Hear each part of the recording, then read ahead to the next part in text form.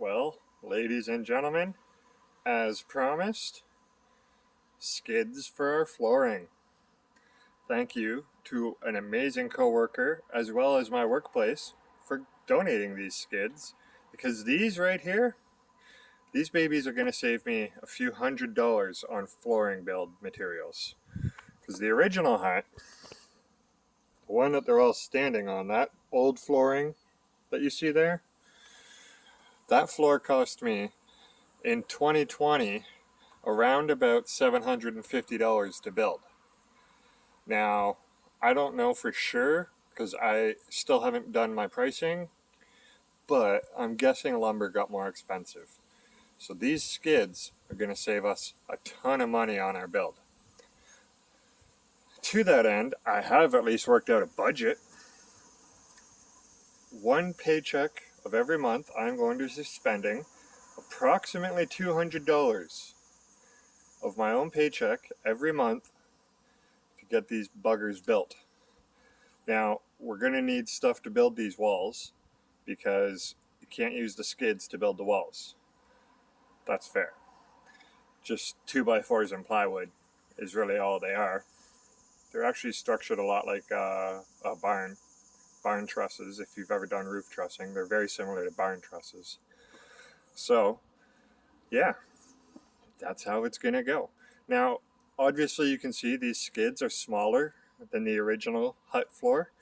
We're going to use small pieces of 2x4 and we're going to extend them out so that our hut still makes the 6-foot wide mark.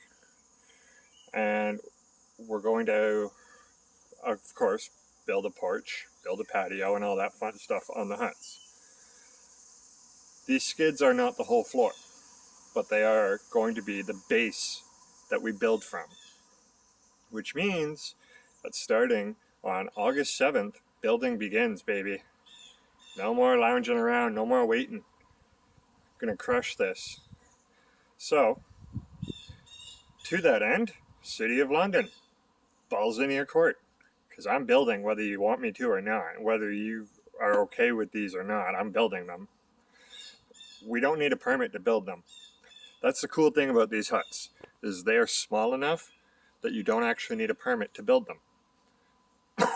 We could put them in people's backyards, sure, but that's going to make it a whole lot harder to run a program for the people that are in these huts.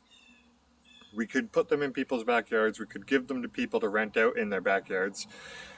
That's a lot of sticky, legal gray areas and all that kind of stuff. I mean, I lived in one in somebody's backyard for a year and a half, no problem. But if you got neighbors that don't want you there, there are bylaws that say, you can't have a space that small that you're renting out, yada, yada, yada, yada. It's one of the reasons why our program is designed to be a program and not just renting out huts. It's the same way that a lot of shelters get away with the rules, and it's the same way that the micro modular shelter run by the city gets away with having such small spaces. By not having people sign actual rental agreements, you can kind of bypass a lot of the landlord-tenant rules and restrictions and guidelines and all that kind of stuff. Which, I know, sounds a little shady. That's because it is. When you're trying to change the world, sometimes you got to bend the rules a little bit. I'm good at that. I've always been good at that. Bending rules is what I do best. When I break them, I tend to get burned. I'm not so good at breaking rules, but I'm great at bending them. So yeah, that is 1, 2, 3, 4, 5 skids, which means we're ready to pull the trigger on building 5 more huts. If you have plywood, if you have 2x4s, if you have carpentry nails, if you have a hammer that you want to donate, because I'm probably going to break 1 or 2 hammers, not going to lie, depending on how they're built. I don't know. I mean, when I built mine, I used a hammer from like the 1970s. Thing is still intact. It's my grandfather's old hammer. Thing's a beast. But yeah, we could use plywood. We could use 2x4s. We can use, we need doors for these things. So if you have a solid state exterior type door, you know what I mean? Any of that stuff. give me a holler. Let me know if you can deliver, because I definitely can't pick stuff up. I don't have a vehicle. I can pay gas, you know? So yeah, to that end, August 7th, mark your calendars, boys and girls, because we're getting ready to build. And we're going to build hard, and we're going to build fast. There's only a few more months left before winter, and I want to get as many huts built by winter as we can. I don't know where I'm going to put them. City of London, London City Council, ball's in your court. Any of y'all people coming up for election happen to own some spare land around town? I can tell you, bylaw has already given me permission to have huts. All that I have to do is do it on private property, or on property that I have permission with. See, Brett is ready to build. She's my little helper. So yeah, let's get this shit done, people. Let's get some roofs over our heads. And once we got the roofs over the heads, then we can start working on giving people more. More than just a roof. More than just a place to call home.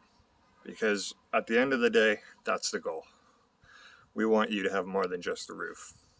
And we're going to do our damned hardest to make that happen. So excited to get building.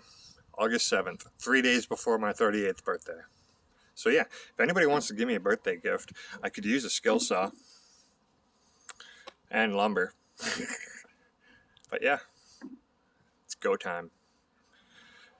Stay groovy, London. Stay groovy, everybody. Gaz is out. I can't wait to bring you on this journey, man. It's going to be groovy. Cheers.